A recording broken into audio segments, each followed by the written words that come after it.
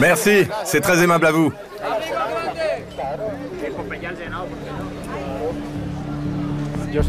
Je m'appelle Jairo Velázquez Vázquez alias Popeye.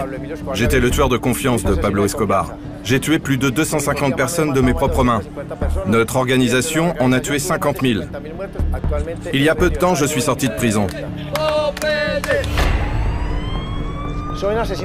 Je suis tueur professionnel. Je tuais pour de l'argent. J'ai tué aussi par amour et respect pour Pablo Escobar. Le gars pris en otage était éventré. Son estomac, ses entrailles, tout sortait. Chacun de nous pouvait tuer 5, 6, même 12 personnes par jour. Je sentais les fragments de son crâne sur mon visage. Ils lui ont brûlé la cervelle. Tuer et poser des bombes est facile pour moi. Je suis un expert en terrorisme, kidnapping et crimes de toutes sortes. Je me suis aperçu que mon père était parmi les corps dans ces sacs. Si Pablo Escobar m'avait ordonné de tuer mon propre père pour avoir nui à notre organisation, je l'aurais fait.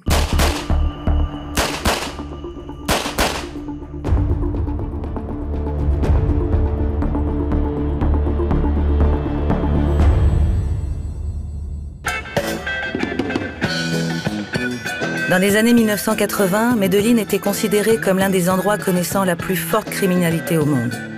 C'est ici que le baron de la drogue, Pablo Escobar, tenait le tristement célèbre cartel de Medellín. Cette organisation criminelle a gagné des millions de dollars grâce à la cocaïne et son chef tuait toute personne qui se mettait sur son chemin. Même si le cartel est responsable de milliers de morts, Pablo reste un personnage populaire parmi les plus pauvres du pays. Dans certaines parties de la ville, il était même connu sous le nom de Robin des Bois colombien. Medellín est également la ville d'un ami proche d'Escobar, qu'on appelle Popeye. Il a avoué avoir tué 250 personnes et organisé 2500 meurtres. Il a passé 23 ans en prison pour ses crimes. Popeye n'est pas devenu un paria dans la ville où il tuait. Au contraire, il est très populaire et se présente comme un blogueur et activiste politique. Nous sommes venus à Medellín pour le rencontrer, pour essayer de comprendre ce paradoxe colombien. Pourquoi est-il traité comme une superstar? Je dois avouer, j'étais très nerveuse avant notre rencontre.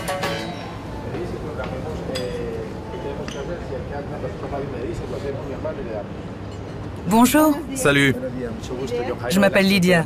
je m'appelle Jairo Velázquez, mais vous pouvez m'appeler Popeye. Enchantée. S'il vous plaît, asseyez-vous, señorita. N'avez-vous aucun garde du corps? Non, aucun. La police ne me l'aurait pas permis.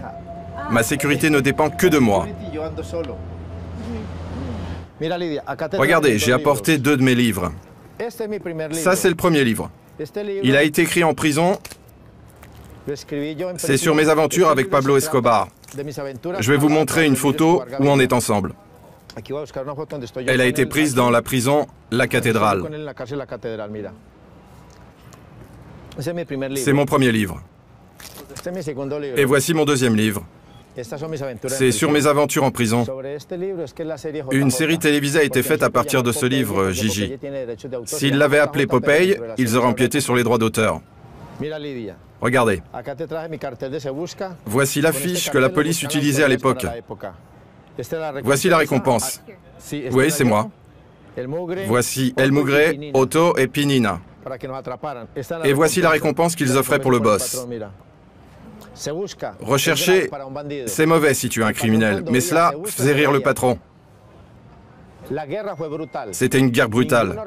Jamais une autre organisation criminelle dans le monde n'aurait défié aussi ouvertement l'État. Nous avons tué 540 policiers et blessé 800 autres. En arrivant à votre hôtel, vous êtes passé par la zone de guerre où on se battait avec la police. Medellín est une très belle ville avec un climat agréable, mais elle est bâtie sur un cimetière.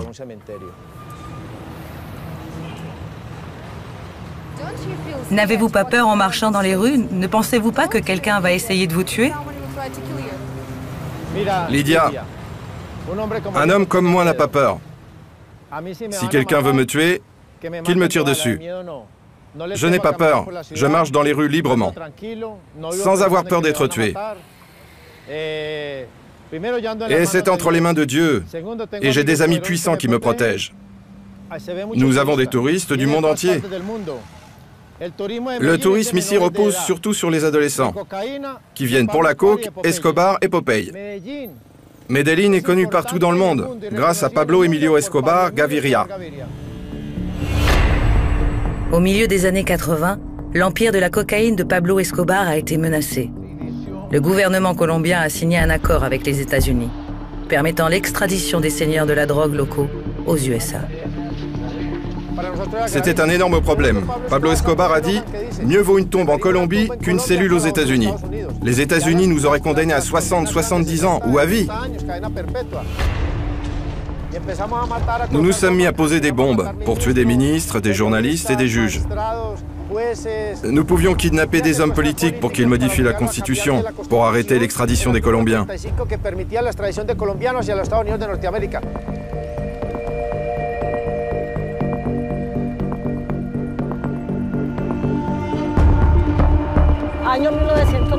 En 1990, j'étais officier de la police. C'est alors que le docteur Federico Estrada Vélez a été kidnappé. C'était un homme politique local important. Il défendait l'extradition des membres de cartels aux États-Unis. Le siège général de la police nous a ordonné de patrouiller dans les rues. Nous avions des preuves que le kidnappé était gardé dans le quartier d'Estrella. Le patron nous a ordonné de tuer les officiers de police sans faire de différence. Contre de grands groupes de policiers, des véhicules piégés étaient utilisés. C'est ici que c'est arrivé. Un bus s'est arrêté à cet endroit-là. J'ai dit à mon stagiaire « Attends avant de monter dans le bus, nous ne savons pas qui est dedans ». Le dernier passager qui est descendu avait 20-25 ans. Il a attaqué mon stagiaire, il l'a saisi par le cou. Ensuite, il nous a menacés avec un pistolet et a sorti une grosse grenade. Il a tiré la goupille et s'est mis à la brandir devant tout le monde. C'était l'un des tueurs à gages de Pablo Escobar. Quand il a levé sa main, j'ai vu qu'il y avait des explosifs autour de sa ceinture. Un sniper a tué l'attaquant. Il a été abattu d'une balle dans la tête et il est tombé. La grenade était à côté de lui. Je me suis rendu compte qu'elle exploserait dans 10 secondes ou que je la lance, il y aurait eu des morts. Je l'ai prise dans ma main droite, dans l'espoir de la jeter par-delà toutes ces personnes, mais malheureusement, c'était trop tard. Elle a explosé dans ma main.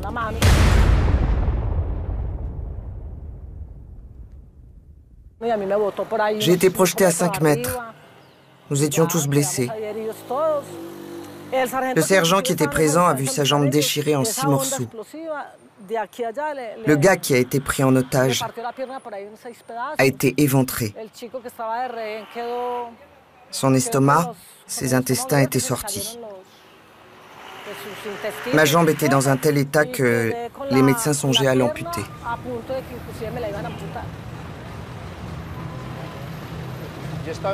J'ai organisé plusieurs explosions. Je devais m'éloigner jusqu'à 50 mètres en fonction de la quantité de dynamite. Je gardais la bouche ouverte pour empêcher mes tympans d'être endommagés par l'explosion. D'abord, vous voyez le feu, puis vous entendez le coup. C'est fou. C'est très impressionnant. Une explosion, c'est majestueux. Ça va les gars? Bien? Que Dieu te bénisse. Tu es très gentil, merci. Salut, comment allez-vous? Ça va bien?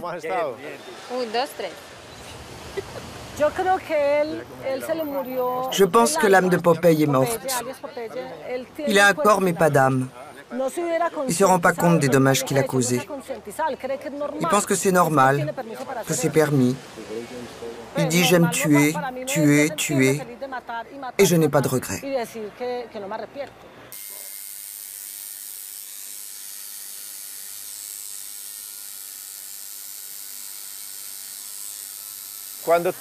Quand tu deviens tueur, ton âme meurt.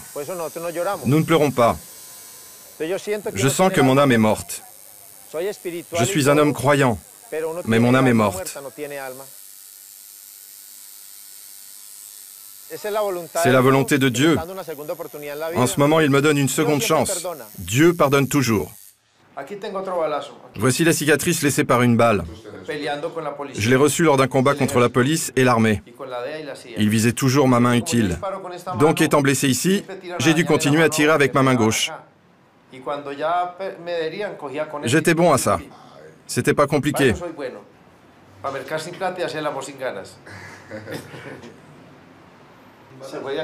La balle m'a arraché une artère. Les médecins ont dû prendre une veine d'ici pour remplacer l'artère. Nous étions des guerriers luttant pour notre propre vie. Ce bras sera couvert de crâne avec une bougie allumée au milieu. Il n'y a qu'un seul crâne à faire. Une fois terminé, ce sera complet. Cela signifie la mort. Ici, c'est marqué soldat et le général de la mafia. Voici Jésus-Christ. Je n'aurai que des personnalités religieuses sur ce bras. Cela signifie la vie. Chacun est libre de choisir entre la mort et la vie. Un bras appartient à Dieu, l'autre au diable.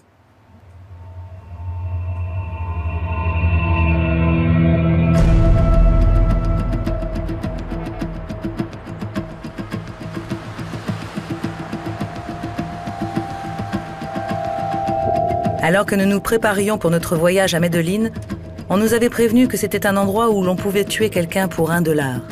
Impossible pour nous de ne pas poser des questions sur les tarifs actuels. Pour tuer le conducteur de cette voiture, la BMW là, depuis une moto, je demanderais $50 000.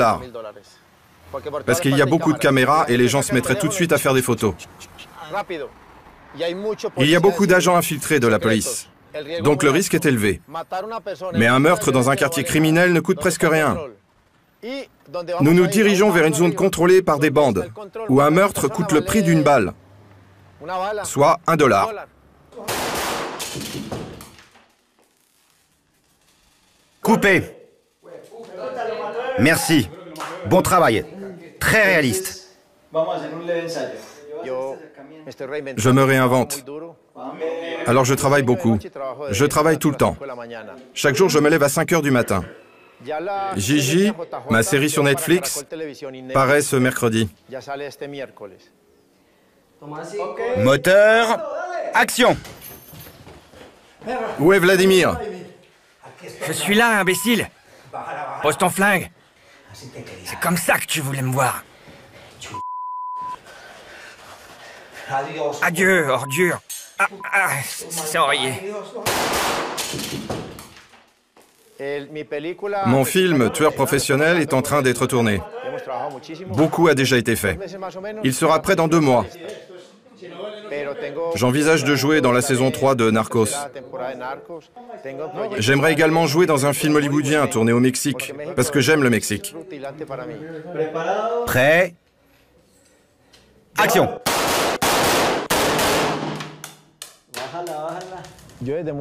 Dans mon enfance, j'aimais vraiment les armes à feu. C'est pourquoi j'ai rejoint la marine colombienne. J'avais une large mâchoire et j'étais assez fort.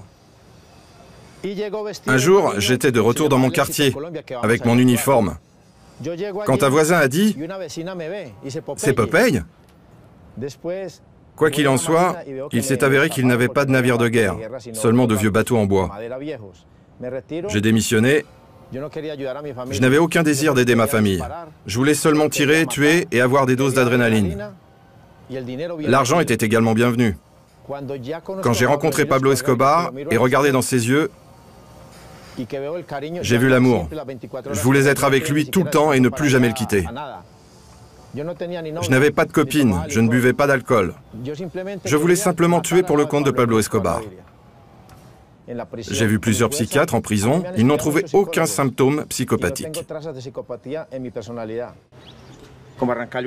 Si les psychiatres disent que Popeye est OK, je suppose qu'il n'est pas dangereux de lui demander de montrer comment il torturait et tuait à l'époque. Il a accepté notre demande avec enthousiasme. La mafia attache le fil négatif au gros orteil et le fil positif au pénis de la victime. Elle reçoit alors des chocs répétés Cela peut durer 3 jours selon l'endurance de la personne. Une autre torture consiste à poser un chiffon dans la bouche. Vous le maintenez ici. Ensuite, vous placez un tissu imbibé d'essence, d'eau et de savon sur le visage. La victime est obligée d'inhaler.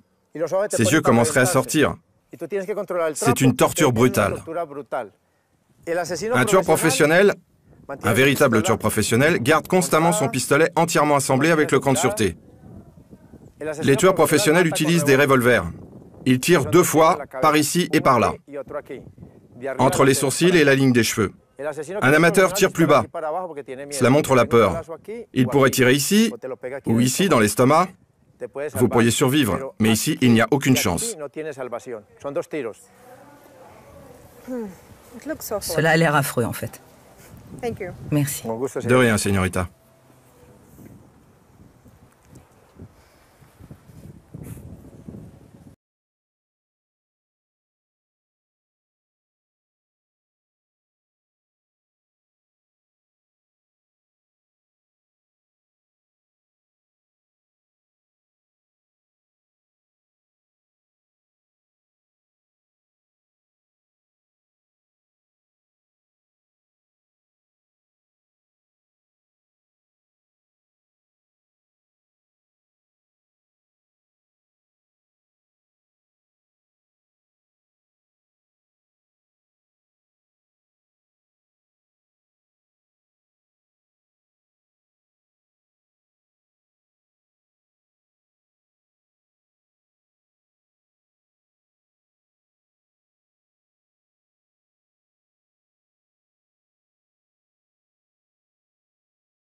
Après l'assassinat, ils reviennent poser une énorme bougie devant l'autel de la Vierge. Les marchands de drogue vénèrent la même Vierge. Ils priaient Sainte Marie, je vais passer 500 kilos en contrebande, je vais en bateau vers le Panama, par le golfe d'Urabá, et si la cocaïne arrive aux États-Unis, je construirai une chapelle près de chez moi. Je dis toujours, si vous voulez extrader tout le monde, commencez par la Sainte Vierge. Elle est l'allié principal des trafiquants de drogue et des tueurs. Extradez-la. Mettez-la en prison.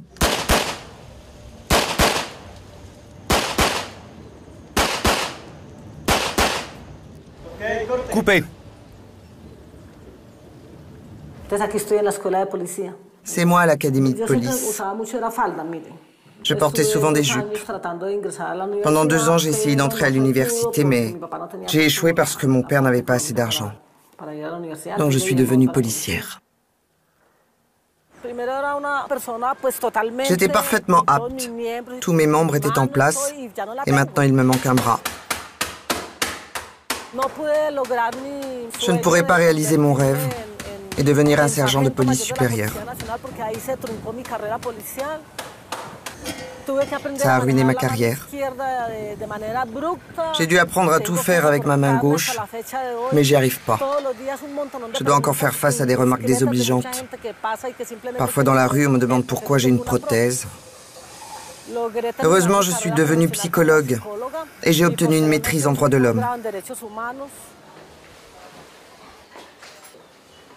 Le gouvernement m'a trompé. Seules les victimes de crimes contre l'humanité reçoivent des prestations d'invalidité. Mon cas pourrait être considéré comme tel, car la grenade qui m'a mutilé était comparable à une mine terrestre. Cependant, on me dit toujours que ce n'était qu'un crime ordinaire. Voudriez-vous le rencontrer ?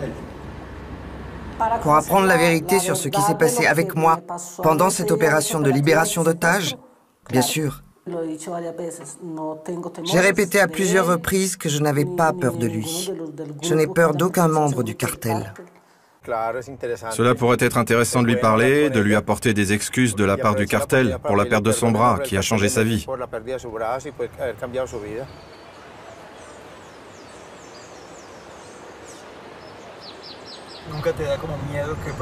N'avez-vous pas peur d'être traité avec hostilité ?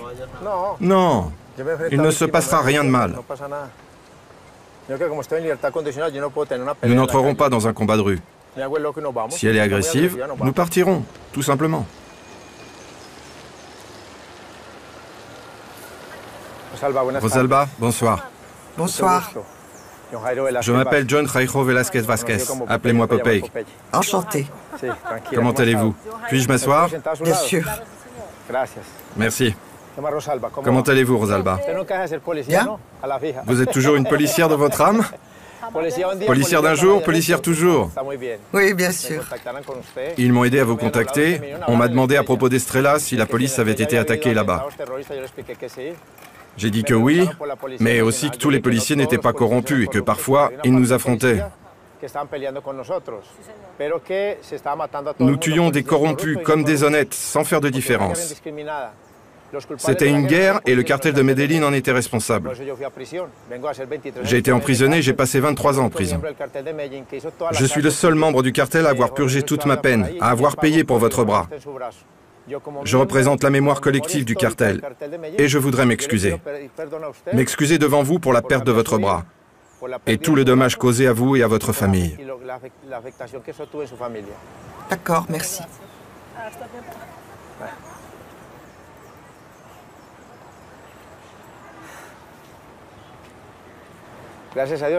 Dieu merci, vous êtes vivante après tout. C'était un dur combat. Je suis bouleversée parce que ma mère a tellement souffert pour moi. Elle a beaucoup souffert.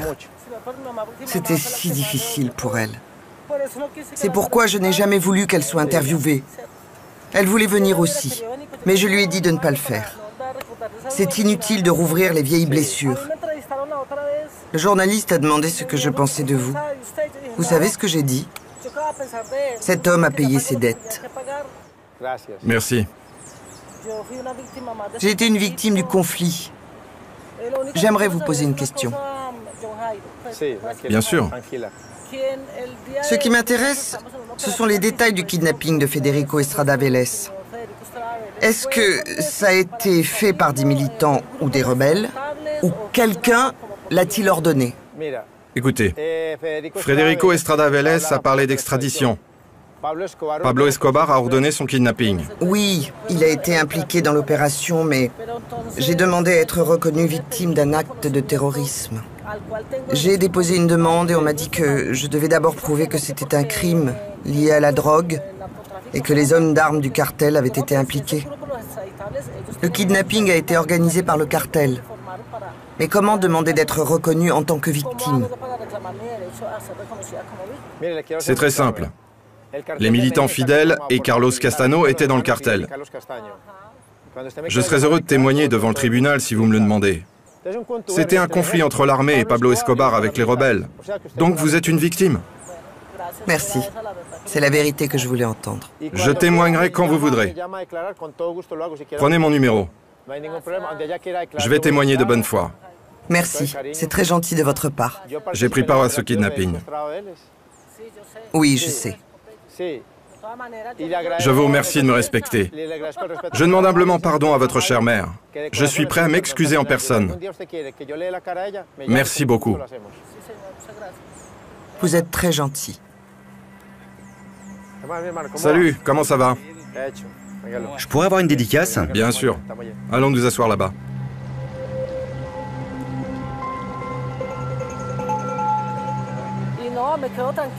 Maintenant, je suis au calme. Parce que quand vous connaissez la vérité, vous pouvez vous calmer.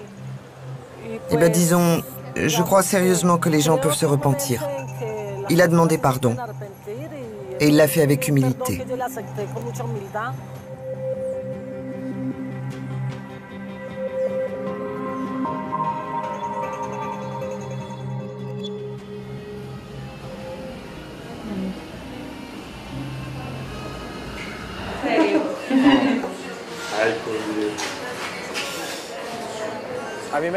J'aime la douleur. J'ai un seuil de douleur élevé. Je n'allais pas chez le dentiste en prison car tant de détenus avaient le sida et la stérilisation était de piètre qualité. Mes dents étaient en ruine. Maintenant, on me les soigne. Je passe des heures chez le dentiste. En prison, j'ai survécu à de nombreuses tentatives de meurtre et à d'autres épisodes dangereux. Après tout, il y avait 6000 tueurs là-bas. Ils étaient tous intrépides avec des pistolets, des revolvers, des mitrailleuses, des grenades. même des RPG. J'ai survécu grâce à la discipline, à l'expérience et parce que je savais avec qui il fallait être ami. Un ancien ennemi qui est maintenant l'ennemi de ton ennemi peut devenir ton ami. Merci, à bientôt. Au revoir.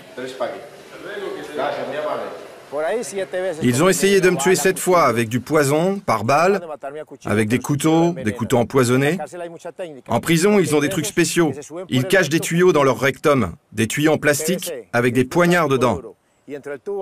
Avant de poignarder quelqu'un, ils essuient le couteau dans les excréments. Et puis ils poignardent les victimes qui meurent d'une infection terrible.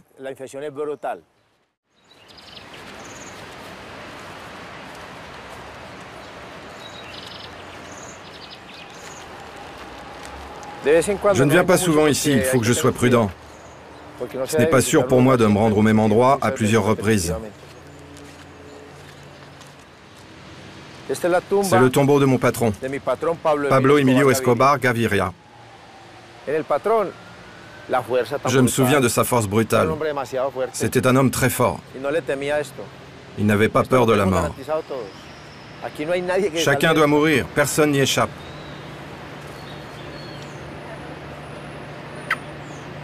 Et il savait que tôt ou tard, il se retrouverait dans la tombe.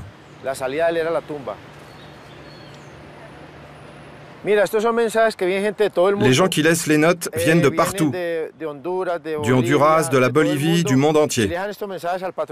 Ils laissent des messages au patron.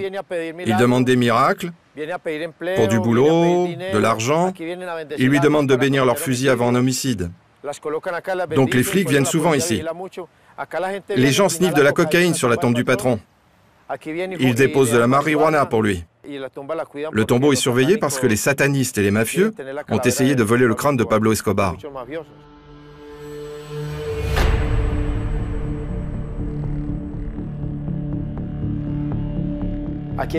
Le meurtre est répandu en Colombie. Le pays est en guerre. Mes amis ont été assassinés ici.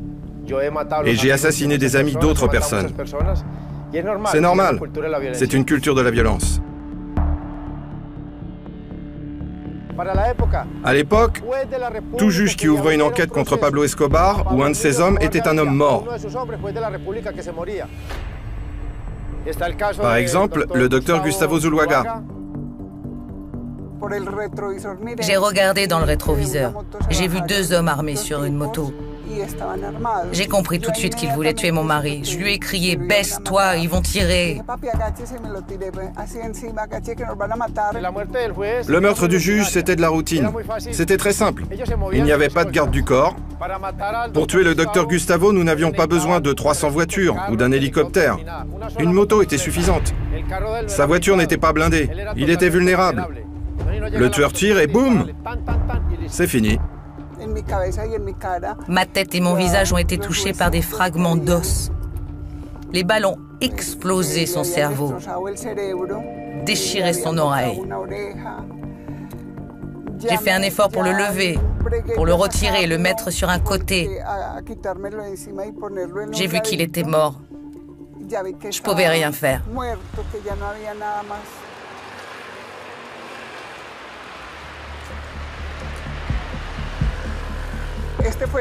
C'est à cet endroit-là qu'il a été assassiné. Nous étions en train de rouler sur cette route et notre voiture s'est arrêtée là. Je le regardais, le secouais, je n'arrivais pas à croire qu'il était mort.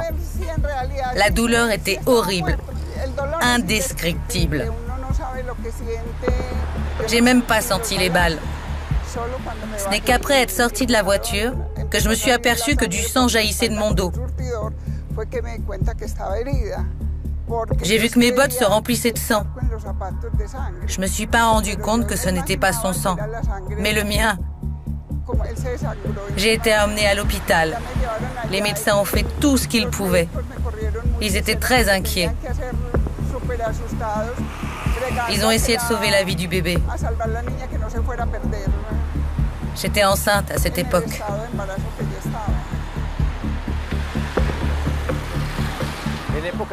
À la guerre, il ne faut pas penser de la même façon qu'en temps de paix.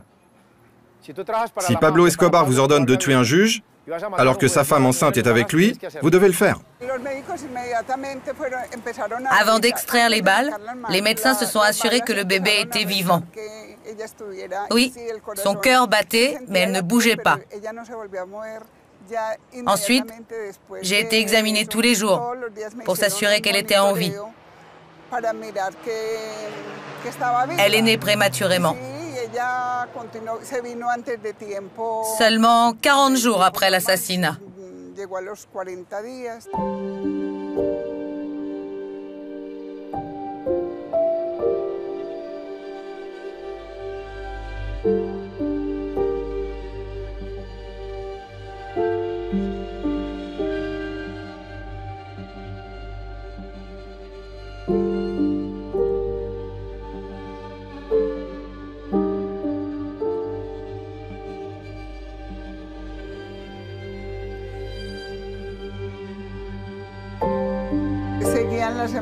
Mon mari recevait des appels téléphoniques ainsi que des lettres et des fleurs.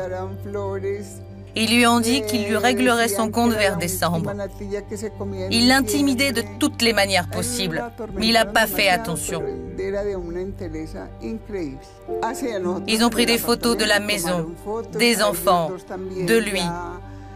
Ils savaient déjà que nous avions 2 enfants et connaissaient leur apparence.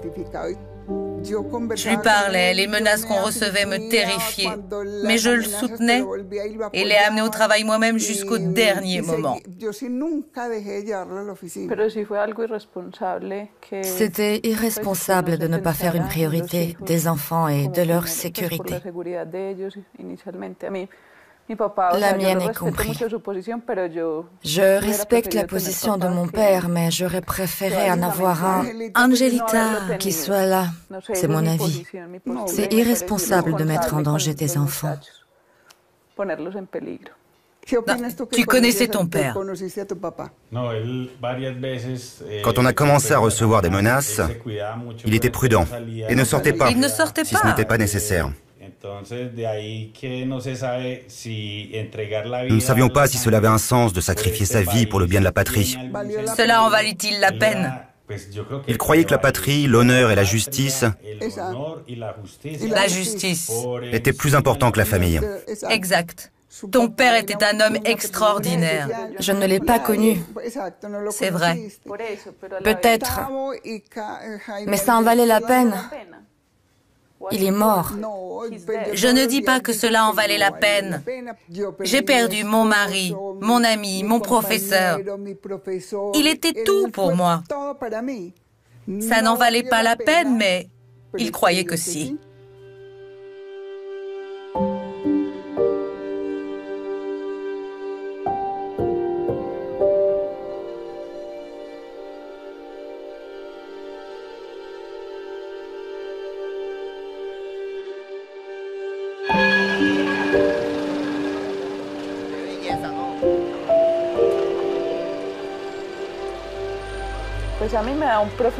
Pour moi, il est profondément effrayant que cet homme soit dans la rue. Ça me fait peur. Mais en même temps, il a payé pour ce qu'il a fait avec sa peine de prison. J'ai peur. Je ne voudrais pas le rencontrer, même s'il ne savait pas qui j'étais. Il ne me fait pas seulement peur. Il me dégoûte. Il me répugne.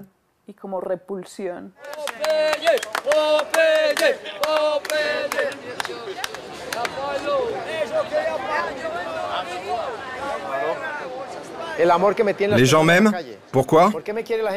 Non pas parce que j'étais un tueur, mais parce que j'ai réussi à changer. Même quand je faisais partie du cartel d'Escobar, je ne faisais pas de mal aux gens ordinaires. Mais une guerre est une guerre.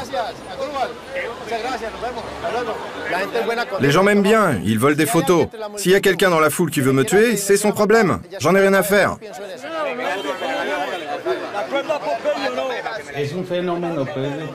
C'est ainsi à cause d'une ignorance crasse. C'est un stéréotype hollywoodien qui marche. Comme si c'était une star du film Fast and Furious. C'est ainsi qu'il voit Popeye. Mais c'est un assassin de la vie réelle. Il tue comme dans les films. Il torture comme dans les films. Et il vit comme s'il était à Hollywood. Et c'est à cela que notre société, que ces jeunes veulent ressembler un jour. Bonjour, je lis un livre que vous m'avez donné. Vous vous souvenez de moi? Bien sûr, merci. Ça vous plaît? Oui, c'est excellent. Une photo avec la señorita? Je vous le dis, ignorer est la meilleure chose à faire. Ensuite, vous n'avez pas le temps pour la haine, pour l'amour ou toute autre pensée. Vous devriez l'ignorer. Vous ne devriez pas accorder d'importance à un homme pareil. Je suis si contente de vous voir ici. Je ne pensais pas vous voir ici. Merci, j'en suis très heureux. Que Dieu vous bénisse. Merci. Pendant mes 30 mois de liberté, j'ai rencontré des milliers de personnes. Je suis soutenu par des gens de toutes sortes. J'ai été attaqué par des femmes à 3 reprises. Pourquoi m'attaquer dans la rue? S'ils veulent me blesser, ils devraient me poignarder ou me tirer dessus. Ils sont trop intelligents. Ils ne le font que près des caméras. Ils essaient de me provoquer parce qu'ils savent que je suis en liberté conditionnelle. Nous vivons dans une société pleine de haine. Il y a beaucoup de gens bien, mais aussi pas mal de méchants. Moins de méchants que de gens bien. Il y a ceux qui veulent que je retourne en prison.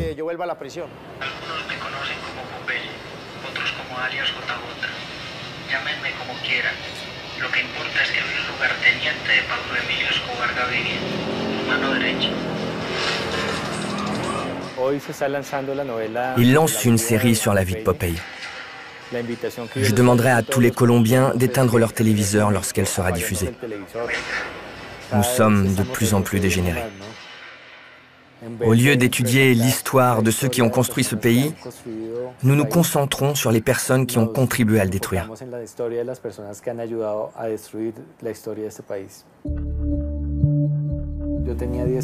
J'avais 10 ans quand j'ai vu ces images, je m'en souviens très bien.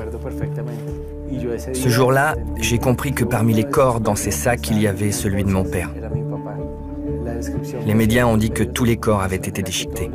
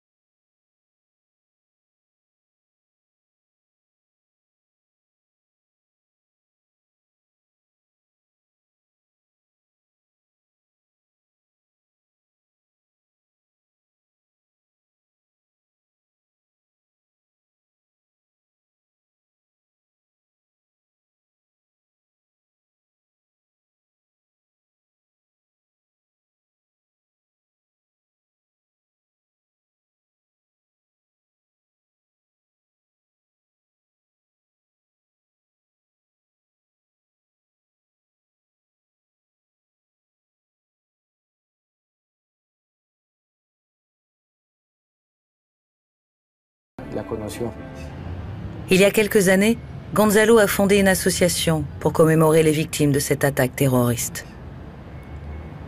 Il a même quitté son métier afin d'enquêter sur ce cas encore entouré de mystères. Des témoins ont disparu, certains ont été assassinés, certains ont changé de nom, d'autres ont immigré. Ceux qui sont encore en vie ne veulent pas aider à résoudre le crime. Les preuves ont disparu et il est maintenant très difficile d'établir la vérité. Popeye a organisé l'attentat d'Avianca où sont morts nos proches. Premièrement, nous avons organisé un rassemblement de protestation contre sa libération. Nous croyons qu'il n'a pas complètement purgé sa peine et qu'il a été libéré trop tôt. Après sa libération, j'ai commencé à recevoir des menaces et il est devenu clair que tout cela venait de sa part.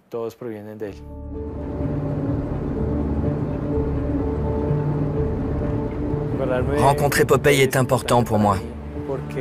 Cela me permettra de parler de tout ce que j'ai gardé en moi depuis de nombreuses années. Peut-être le jour où je rencontrerai Popeye sera le jour le plus difficile de ma vie.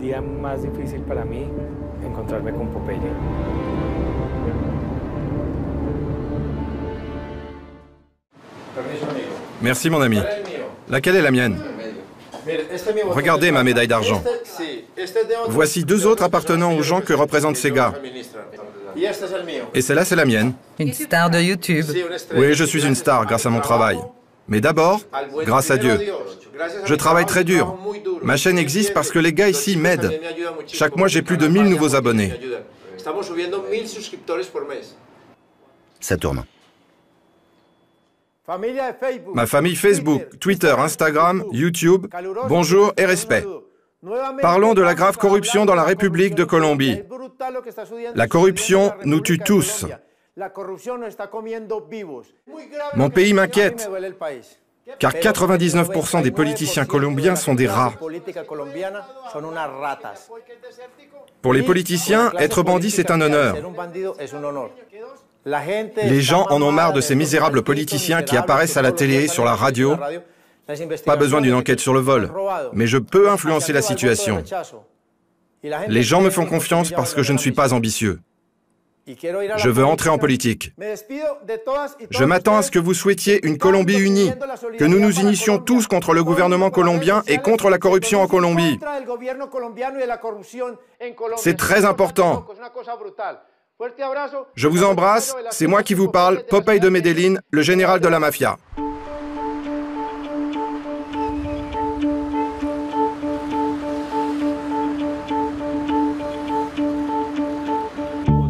Après avoir mis en ligne un autre manifeste politique, Popeye nous emmène dans les montagnes pour voir une prison inhabituelle. Il y a passé près d'1 an avec Pablo Escobar, au début des années 90. Regardez, 4343 vues en 60 minutes. 561 j'aime et 5 je n'aime pas. Nous ne visitons pas la prison tout seuls. 2 hommes à moto nous accompagnent. À la dernière minute, Popeye a décidé que nous avions besoin de garde du corps. Pourquoi les gars viennent-ils avec nous? Pour la sécurité. Il y a des endroits où vous ne pouvez pas aller seul. Ce sont mes amis. Ils travaillent comme garde du corps et ils m'accompagnent. Le fait de ne pas être accompagné est totalement irresponsable. Lydia, vous, votre réalisateur et votre ami prenez le même risque que moi. Ils ne sauront pas que vous êtes des réalisateurs russes. Ils vont tirer d'abord et chercheront à savoir ensuite.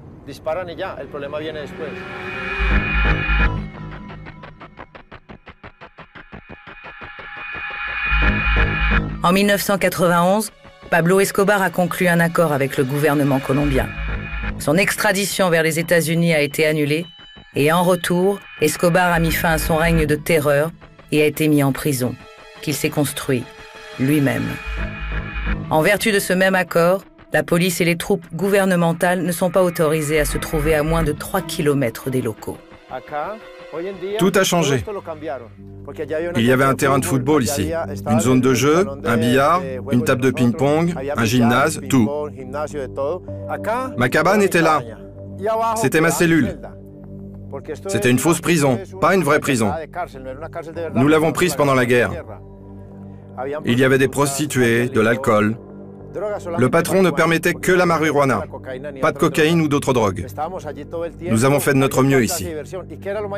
Le plus important est que c'était le QG du cartel de Medellín. Le trafic de la cocaïne aux États-Unis était contrôlé à partir d'ici. C'est une maison de retraite maintenant. Le gouvernement a saisi la terre et a fondé une maison pour les personnes âgées ici. Elle est gérée par l'église, ils ont un moine. Voilà les personnes âgées.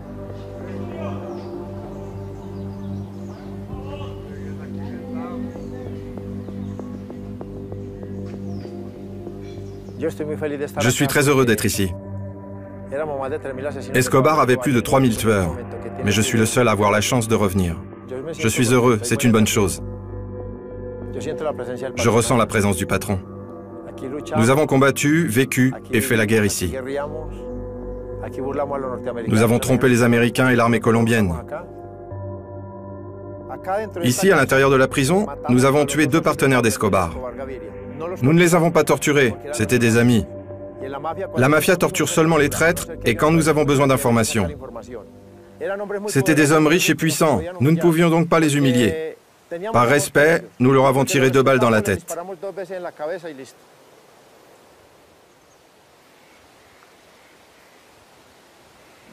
Ensuite, nous les avons démembrés et brûlés à cause de leur terrible trahison.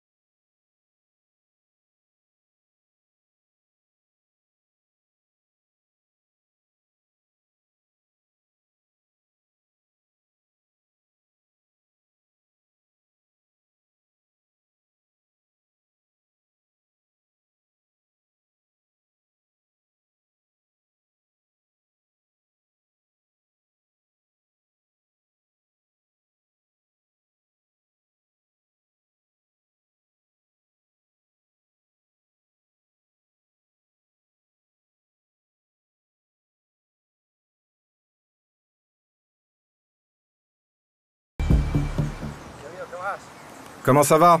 Ça va. Jairo Velázquez. Gonzalo Rojas. Ça va bien? Ça va, merci.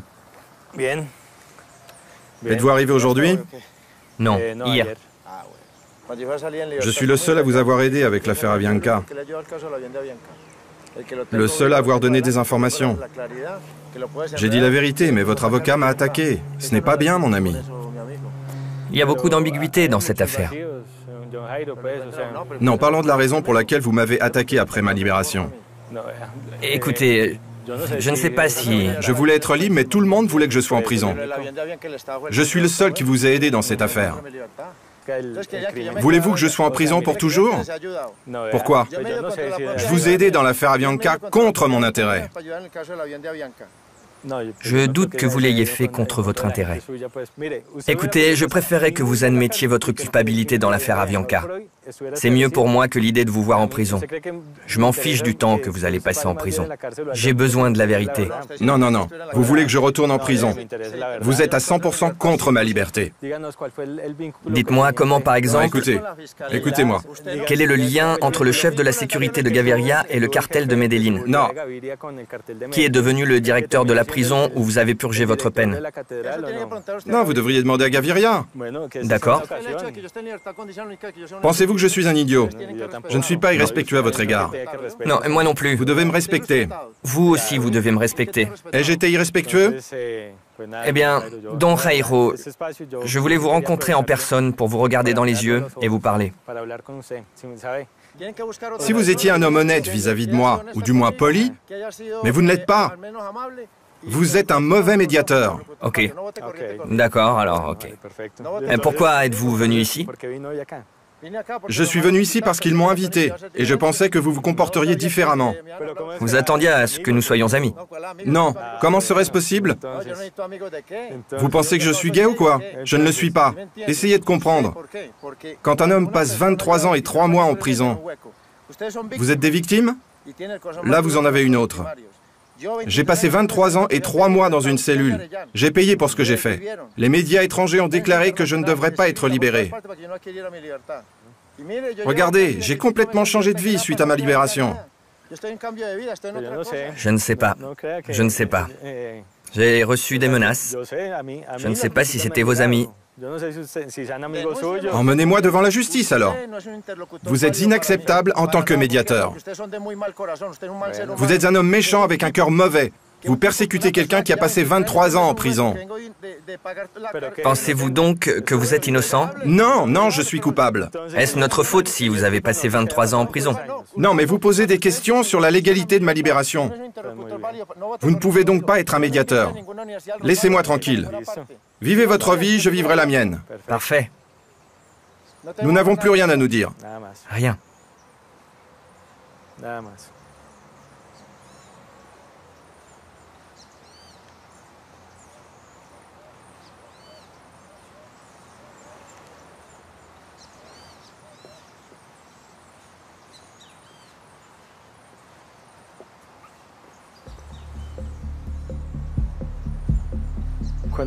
Quand j'ai regardé Popeye dans les yeux, j'ai vu que cet homme n'avait aucun remords pour la douleur qu'il avait infligée à des milliers de Colombiens.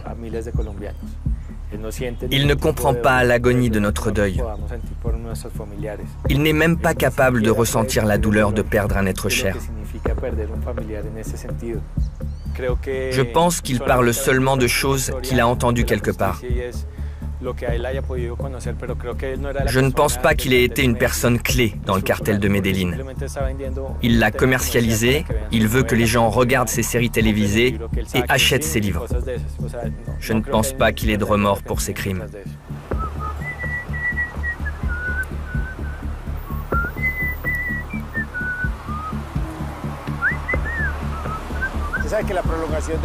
Un homme vit par ses enfants. Dieu merci, mon fils est aux États-Unis, à New York, dans un pays civilisé. Ce n'est pas la même chose que le tuer ici en Colombie. À New York, ce sera différent. Il sait que son père est un tueur. Il l'accepte. Il était avec moi en prison jusqu'à l'âge de 5 ans. Maintenant, il veut travailler, étudier. Mais s'il veut tuer, c'est à lui de décider. Si quelqu'un, par vengeance, tue mon fils, je ne le pardonnerai pas au meurtrier. Je le trouverai et le tuerai.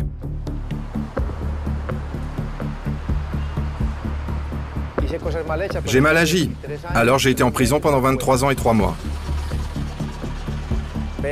Mais si c'est nécessaire, si je suis forcé de le refaire, je retournerai dans le maquis avec plaisir. Reprendre les armes, c'est toujours une option.